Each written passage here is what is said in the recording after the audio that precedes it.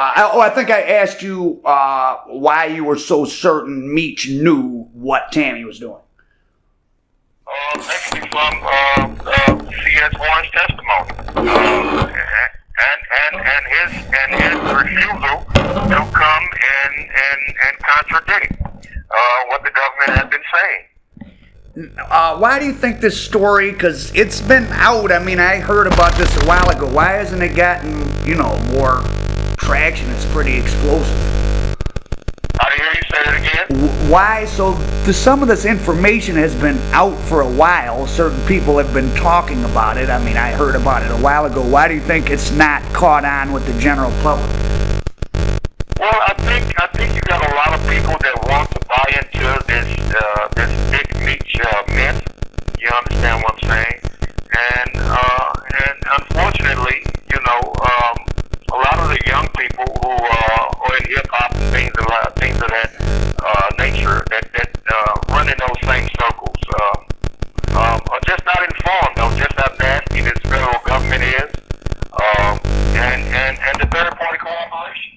This will be new to a lot of people, but these things are turning up black and brown communities. It's nothing but modern day entrapment. My case was nothing but entrapment. I never provided money to receive any so-called drugs. The drugs was fake in my case. And everything about my case was manufactured by the federal government. Everything about my case was manufactured by the federal government. Let's go back to 05. Were you part of the original BMF indictment or no? I didn't hear you. Were you part of the original 2005 BMF indictment or no? No, I was not. In 1995, I was sentenced to 10 years in federal prison. I didn't come home to 2003. So I wasn't a part of it. I was home probably a year and a half, maybe 2 years, not even 2 years before in 05 until they got it. No, I wasn't a part of it. I was going away on my first federal sentence of 10 years. And people refer to you as a BMF person. I mean, do you really consider, are you just someone who interacted with them, or do you consider that you were part of that group, or? I know most of those guys. No, I'm not a part of BMF. Once again, like I said, me, Meech, and AKA Big T, we go back over 30 years. We met around 1990, 91, something of that nature, very young men. So I'm longtime friends of those guys. But all the things that he was out here doing, and no, I don't have no parts of that. But I know all those guys. I'm friends with most of those guys. So, I'm very familiar with them and his movement. Tell people about the importance of the guys in St. Louis to what was going on with what's referred to as like the Flenory Brothers BMF organization. Say what again, excuse me? Tell us about the importance of what was going on in St. Louis, how important that was to, the Flenory Brothers and BMF, or whatever you want to call it. Well, it wouldn't be a Big Meech if it wasn't for St. Louis. You have to understand, these guys, this is where they were able to establish themselves. And in St. Louis, and without St. Louis, there will be no BMF. Plain and simple. This call is from a federal prison. You got to realize that these guys left Detroit a long time ago. Some say they were ran out of Detroit. I'm not privy to that. I stayed in Detroit a few years with them. Oh, so you were that close of friends with them that you actually lived in Detroit with them for a little while? Yes, of course. And from there we moved to Atlanta together. Yes, this is a 30-year relationship. That's what's so hurting about all of this. This is a 30-year relationship from 1990. So if someone said to you, hey, do something, and Big Meech said it's cool, then you would have never thought in a million years it would be a problem. I would have never thought in a million years that he would be behind something like this. First of all, it's breaking all the codes. Well, what did he get out of it? He didn't get out of prison. Excuse me? What did he get out of it? He didn't get out of prison. He didn't get anything out of it. The case blew up. The case blew up when CS1 turned on the DEA agent who she was screwing. Oh, so you think if it had all gone according to plan, he would have gotten an early release? I don't know. We didn't do the court dealings. We didn't know how much of a time cut he was going to receive. So I don't know. But had it not been discovered by the Justice Department that they were sleeping together and her credibility went out the window, and that they had paid her all these hundreds of thousands of dollars, then they would have applied a time cut to Mr. Flenory. But all that got exposed, and the whole case just fell apart. And so your feeling is that Blue Da Vinci is 100% solid, and what? I've never seen anything about Blue Da Vinci being a government informant.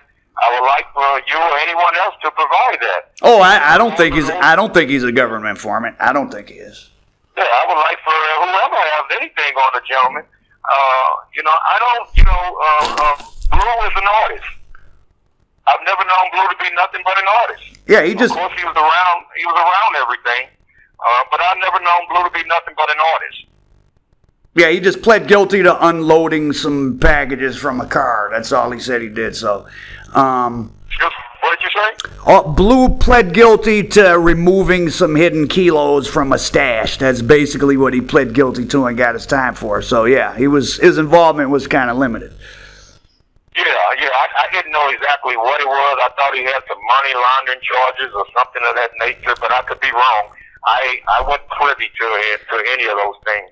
There was hundreds of people that went to prison between all the different cases that so-called. They would always add BMF to cases just to probably get attention in the press when it wasn't always like necessarily BMF. It was just guys that might have been around and were doing their own thing, right? No, this I think it was over 300 people, if I'm not mistaken. I don't know the exact numbers. Wow, that's a lot. These guys dealt with a lot of people, and a lot of people was around and witnessing a lot of things. And that's just a fact.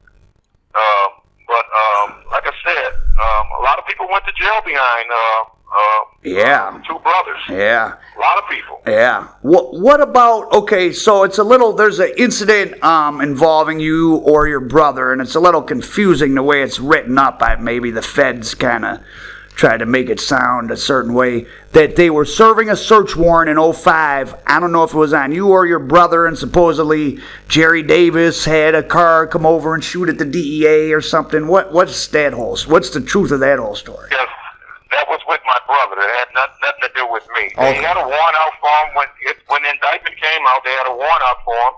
The U.S. Marshals tracked him to a condominium in Atlanta, Georgia.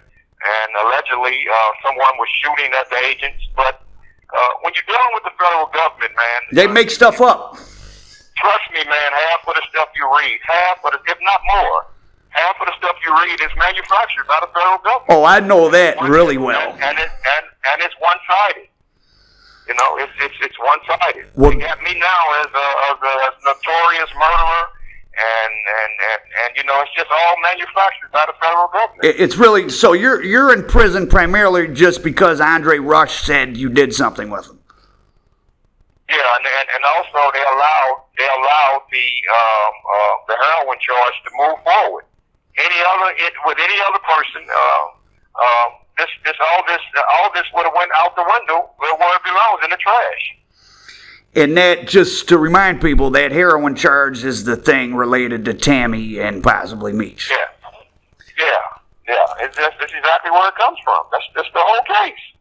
That's what the wiretaps was based on. That's what the affidavits was based on. All manufactured. What's the scuttlebutt? What's the feeling in prison when people talk up? Do people in prison know about this? I mean, is Meech still? He's still a big celebrity in there, right? Well, like I said, people who are first of all, you have to. This call is from a federal prison. And I don't speak about things that I have no knowledge of, and I don't talk rumors.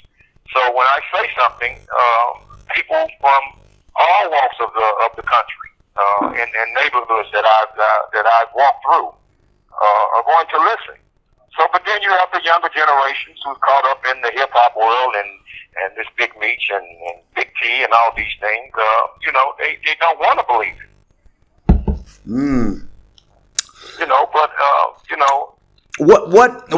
What could happen now to benefit you? What can happen now to benefit? Yeah, as far as did you take a plea? You pled guilty, so is there any way you could get any relief?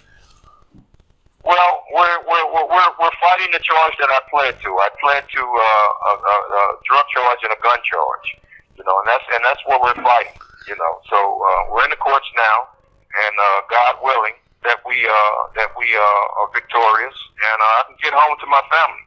So my only objective is to get home to my family. I have no other hidden agendas. I don't chase fame.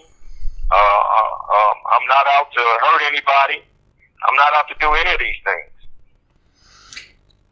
Okay. This is let me digest this and stuff. So let me stop recording.